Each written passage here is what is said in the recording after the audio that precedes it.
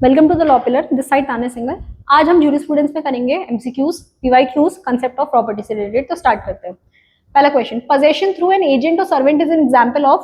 तो ये किसके एग्जांपल है? ये है मीडिएट पोजेशन का। बहुत सारे तरीके हो सकते हैं पोजेशन को पाने के, but one of the way is mediate possession, जिसमें पोजेशन हमारे पास डायरेक्ट नहीं होता है, हमारे पास एजेंट या सर्वेंट के थ्रू होता है, उसको बोलते हैं हम mediate possession. Next question, ownership denotes a relationship between a person and an object forming the subject matter of his ownership. This observation was made by, तो ये किसने बोला है? सामंड ने बोला है कि ओनरशिप क्या होती है? रिलेशन बताती है पर्सन के बीच में और उसके ऑब्जेक्ट के बीच में। तो ये किसने बोला है? ये बोला है, ओनरशिप की डेफिनेशन दी है ये सामंड ने। Next, a person in possession, assertion reason का क्वेश्चन है। Person in possession of a thing is deemed to be the owner of the thing possessed. जिसके पास पोजेशन है ऐसा माना जाता है कहीं ना कहीं उसके पास ओनरशिप है। Possession is as good as ownership, बिल्कुल गलत स्टेटमेंट। पोजेशन और ओनरशिप दोनों अलग चीजें हैं। पोजेशन है इसका मतलब ओनरशिप होगी जरूरी नहीं है, ओनरशिप है इसलिए हर बार पोजेशन होगा ऐसा भी जरूरी नहीं है। तो स्टेटमेंट 1 तो करेक्ट है, असर्शन तो करेक्ट है, बट उसका रीजन गलत है। Next, the statement equitable ownership of a legal right is different from the ownership of an equitable right. अगर इक्विटेबल लीगल राइट का इक्विटेबल ओनरशिप है तो वो डिफरेंट होगा ownership of an equitable right. दोनों चीजें बिल्कुल डिफरेंट है, बट ये किससे रिलेटेड है? डिफरेंस जो आ रहा है वो किससे आ रहा है? Both existence and ownership of rights.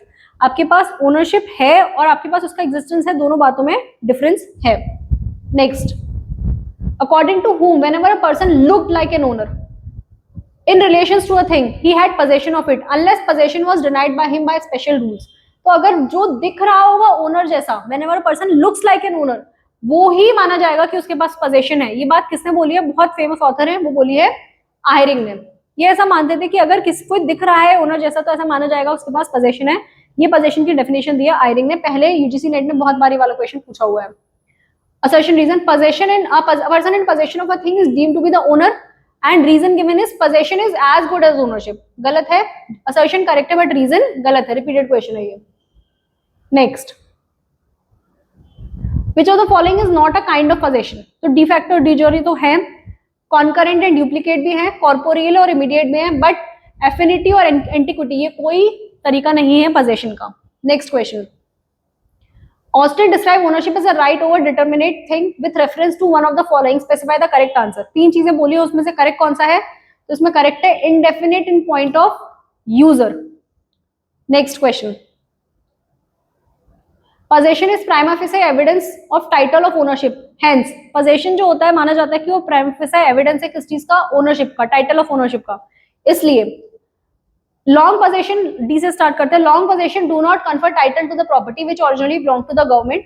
गलत है, लॉन्ग पोजेशन से कहीं ना कहीं टाइटल आता है। अगर बहुत लंबा पोजेशन है, लॉ में जितना टाइम लिखा हुआ है उतने टाइम तक पोजेशन है तो कहीं ना कहीं टाइटल आ जाता है।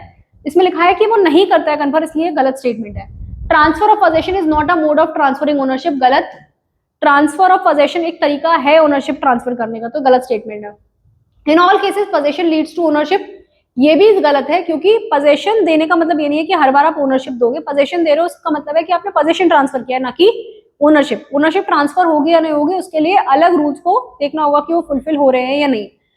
Long adverse possession confers title even to a property which originally belong to another. पर अगर आपके पास लॉन्ग और एडवर्स पोजेशन है तो वो पोजेशन आपको ओनरशिप दे सकता है, ऐसा पॉसिबल है। तो स्टेटमेंट सही कौन सा हो गया? A, option number A.